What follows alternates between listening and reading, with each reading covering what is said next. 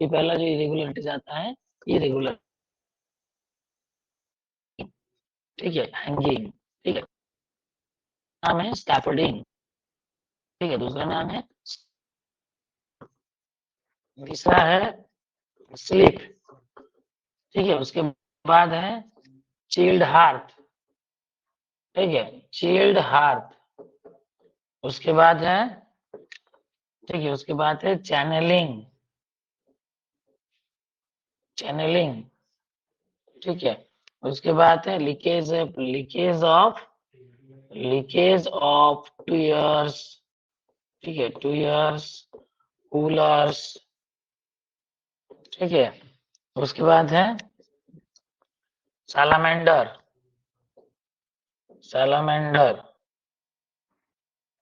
उसके बाद है सैलामेंडर, फिर,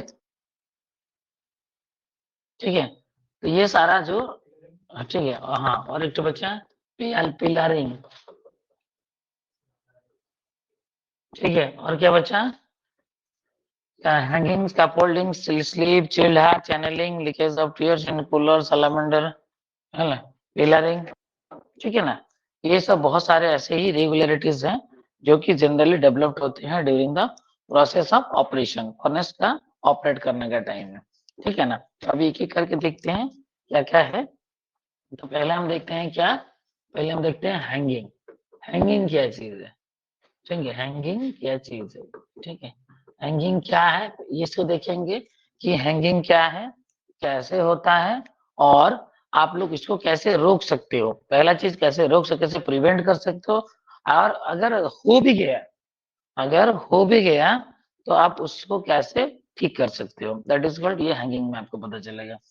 तो देखिए हैंगिंग में क्या क्या है, देखिए हैंगिंग का मतलब है, देखिए टोटल फर्नेस जो ऑपरेट होता है, ये जो फर्नेस ऑपरेट होता है काउंटर करंट एक्शन से ऑपरेट होता है, ठीक है, counter current action, counter current, ठीक है, आप बोल सकते हो counter current, counter current action होता है। अब काउंटर करंट एक्शन का मतलब क्या है, देखिए काउंटर करंट एक्शन का मतलब ये है कि अगर आपका यहाँ से ट्यूयर से, जब ट्यूयर में आप एयर दे रहे हो, हॉट ब्लास्ट दे रहे हो, ठीक है, यहाँ पे आप हॉट ब्लास्ट देते हो, ठीक है, हॉट ब्लास्ट, ठीक है, जिसका टेम्परेचर लगभग कितना होता है, 1000 से 1200 के आसपास होता है, ठीक है, 1000 से 1200 डिग्री सेंटीग्रेड में जब आप हवा देते हो और एयर देते हो, तो ये सारा एयर क्या होता है, जो भी रिएक्शन होना था, जो भी ट्यूयर का रिएक्शन है, बोस का रिएक्शन है, जो भी आपका स्टैक का रिएक्शन है, सारा रिएक्शन खत्म करके ये ऊपर ही जाता है, ठीक है, अब ये गया ऊपर गया, ठीक है, और वैसे उसी तरह आपका जो रॉ मटेरियल्स है,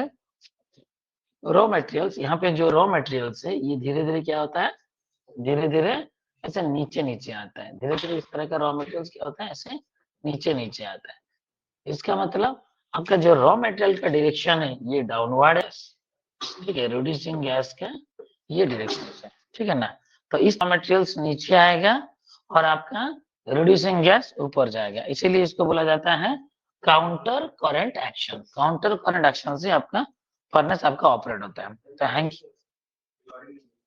तो अब क्या है ना, काउंटर करंट एक्शन होता है। अब क्वेश्चन हैंगिंग का मतलब क्या है कि अगर ये काउंटर करंट कैसे पॉसिबल कैसे हो पाएगा ना, ये जो आप रॉ मटेरियल्स दे रहे हो तो उसमें अगर स्पेस अवेलेबल होगा, स्पेस अवेलेबल होगा, और पोरोसिटी होगा, पोरोसिटी बोल सकते हो, ठीक है, स्पेस अवेलेबल, पोरोसिटी, और बोल सकते हो कि परमेबिलिटी, और पूरा अगर बोलेंगे तो बॉर्डन परमेबिलिटी, बॉर्डन परमेबिलिटी, ठीक है। अब ये अगर होगा तब जाके ये गैस इजीली ऊपर जा पाएगा और आपका रॉ मटेरियल नीचे आ पाएगा। गैस इजीली ऊपर जाएगा और आपका रॉ मटेरियल नीचे आएगा। लेकिन अगर ये स्पेस हो गया, जो भी है, ये तो सब एक ही चीज है लगभग, बॉर्डन का पोरोसिटी हो गया और ये बॉर्डन परमेबिलिटी, अगर ये नहीं रहेगा तो गैस आपका ऊपर नहीं जा पाएगा। अगर गैस नहीं जा पाएगा तो गैस एक पर्टिकुलर प्रेशर से ऊपर जाता है। जैसे हम लोग नीचे से जो प्रेशर दे रहे हैं, मान के चलिए 3 केजी पर सेम स्क्वायर का प्रेशर दिए या 4 केजी का दिए, 2 केजी का, तो जो भी दिए, तो उस प्रेशर की वजह से ये मटेरियल्स क्या होगा, नीचे आएगा नहीं, नीचे आपका फ्लो होके आएगा नहीं। जब पास हो जाएगा तब आएगा, अगर पास नहीं हो पा रहा है तो क्या होगा, मटेरियल्स नीचे आएगा नहीं। उसी चीज को बोला जाता है हैंगिंग। मतलब ऐसा होगा कि एक पर्टिकुलर जगह पे मटेरियल रुक जाएगा और बाकी नीचे का मटेरियल क्या हो जाएगा, खाली हो जाएगा। कहाँ पे रुकेगा, जहां पे आपका ये जो स्पेस, पोरोसिटी, बर्डन, परमेबिलिटी खत्म हो जाएगा। अब ये खत्म कब होगा, नॉर्मली जो साइज का हम लोग चार्जिंग करते हैं, जो फर्नेस में जो साइज का चार्ज करते हैं, आपको तो पता ही होगा, जो साइज का चार्ज करते हैं, जैसे हम लोग का आयरन ओर का चार्ज कीजिए, तो आयरन ओर का हम लोग चार्ज किए 10 to 40 mm का साइज चार्ज किए। जैसे सेंटर का चार्ज किए, सेंटर चार्ज किए, तो सेंटर चार्ज किए कितना, वही लगभग वही 10 to 40 mm का चार्ज किए। ठीक है, कोक का चार्ज किए, कोक चार्ज किए, कोक का वही 10 to 80 mm का चार्ज किए। ठीक है, 80 mm का चार्ज किए, क्योंकि कोक का तो बहुत वेरिएशन है, सेंटर कोक होता है, सरफेस कोक होता है, नट कोक होता है, तो वेरिएशन से आपको अलग अलग सा वेरिएशन है। और 10, तो उसके बाद फ्लॉक्स का चार्ज किया, फ्लॉक्स और एडिटिव का चार्ज किया, उसका भी लगभग साइज 10 to 40 mm का साइज होता है। तब ये अगर इतना सारा साइज हम देखने लगे, तो एक अच्छा खासा परमेबिलिटी और पोरोसिटी स्पेस अवेलेबल हो जाता है बेड में, जिससे आपका क्या होता है ना, गैस आराम से नीचे से ऊपर जा पाए। लेकिन अगर आपको पता है कि अगर मटेरियल्स इतना बड़ा बड़ा है, ठीक है, मैं इतना बड़ा बड़ा है, तो आराम से यहाँ पे क्या होगा ना, स्पेस अवेलेबल हो जाएगा मटेरियल ऊपर जाने के लिए। ठीक है, ऐसे स्पेस अवेलेबल हो जाएगा गैस ऊपर जाने के लिए। मान के चलो ये गैस है, तो गैस ऊपर जाने के लिए, रिड्यूसिंग गैस ऊपर जाने के लिए आपका स्पेस अवेलेबल हो जाएगा। लेकिन अगर, ठीक है, अगर मान के चलिए कोई छोटा एलिमेंट, या छोटा एलिमेंट बोलो, छोटा पार्टिकल इस बड़ों का बीच में अगर रुक जाता है, ठीक है, बड़ों का बीच में अगर रुक जाता है, तो space decrease, porosity decrease, permeability decrease, तो ये सब कम क्या जाएगा, डिक्रीज हो जाएगा। अगर डिक्रीज हो गया, ठीक है ना, अगर आपका ये डिक्रीज हो गया, तो गैस ऊपर जाना बंद हो जाएगा एंड इट कॉजेस हैंगिंग। तो आपको कोशिश करना है कि ये छोटा पार्टिकल ना आए। ठीक है, आप ये छोटा पार्टिकल कब आएगा ना, आप जब ये स्पेसिफाइड साइज से छोटा अगर आप चार्ज करोगे, तब जाके वो पर्टिकुलर स्पेस वाला जगह पे, और जो जहां से गैस पास होगा उस जगह पे वो छोटा पार्टिकल रुक जाएगा। तो आपको क्या करना है, यहाँ से छोटा पार्टिकल आपको नहीं देना है।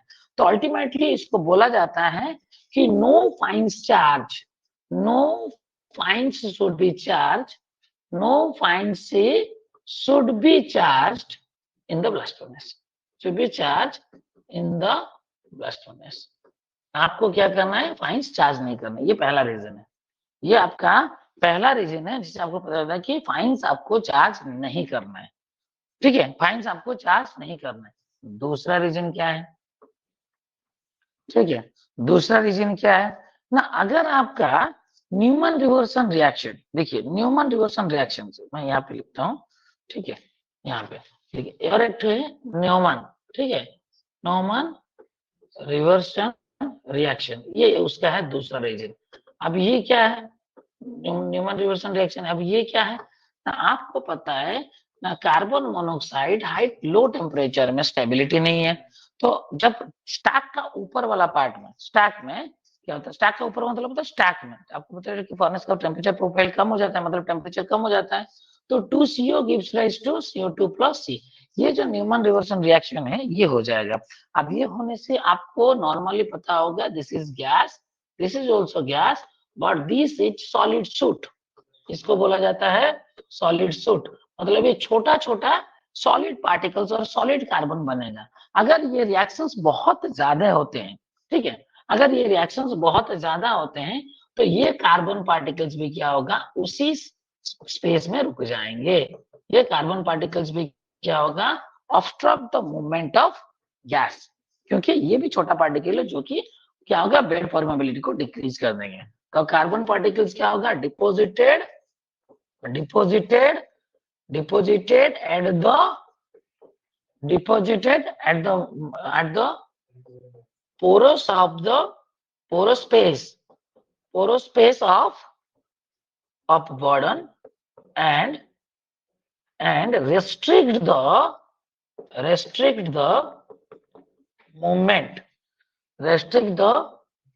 movement of ascending gas, restrict the movement of ascending gas.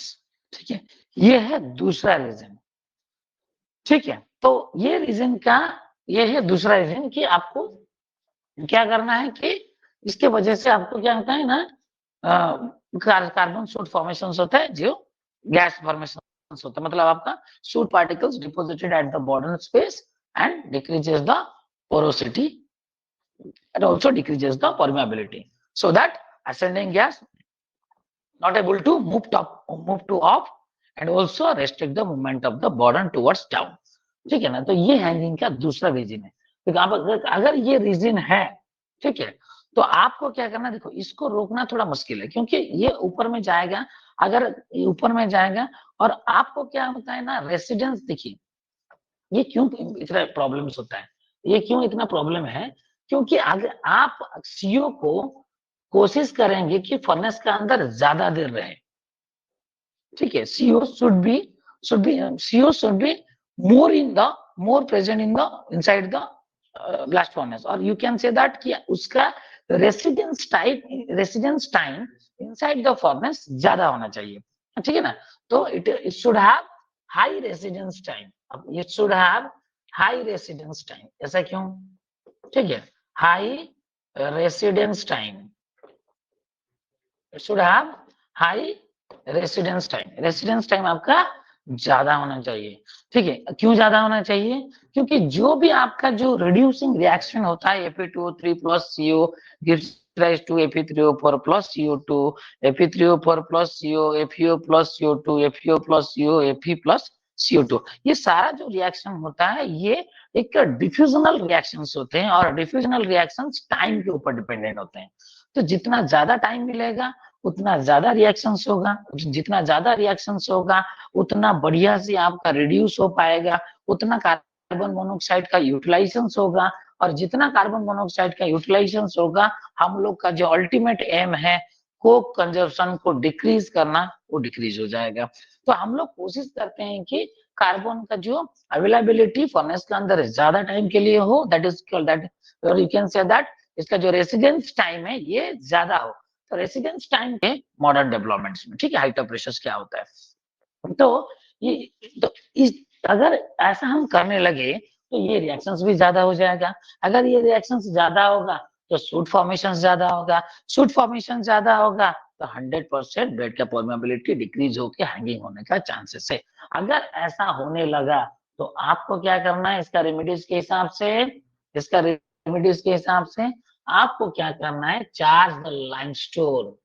ठीक है, आपको क्या करना है, चार्ज द लाइमस्टोन, क्योंकि लाइमस्टोन आपको पता है 840 डिग्री सेंटीग्रेड में ये डिकम्पोज होके CO प्लस CO2 में कन्वर्ट हो जाता है, CO प्लस CO2 में कन्वर्ट हो जाता है। अगर CO प्लस CO2 में कन्वर्ट हो गया, अगर ये CO प्लस CO2 में कन्वर्ट हो गया तो इससे लॉस हम लोग का एक तो होता है क्या, कि ये जो 840 डिग्री सेंटीग्रेड ये जो टेम्परेचर, ये कहाँ से लेगा, कोक से ले लेगा, मतलब कोक जो टेम्परेचर जनरेट करेगा वहां से लेगा, तो इससे हम लोग का कोक कंजप्शन इंक्रीज हो जाता है। लेकिन बेनिफिट क्या है कि ये जो CO2, ठीक है, ये जो CO2 ये तो फ्लॉक्स का काम करेगा, दैट्स ओके, ठीक है, ये कोई इश्यूज नहीं है। लेकिन ये जो CO2 जनरेट होगा, ये इस CO2 का एक्टिविटी को उस पर्टिकुलर एरिया में, क्योंकि ये भी रिएक्शन स्टैक में होता है, आपको रिएक्शन चैप्टर में बता दिया गया था, ये भी रिएक्शन स्टैक में होता है।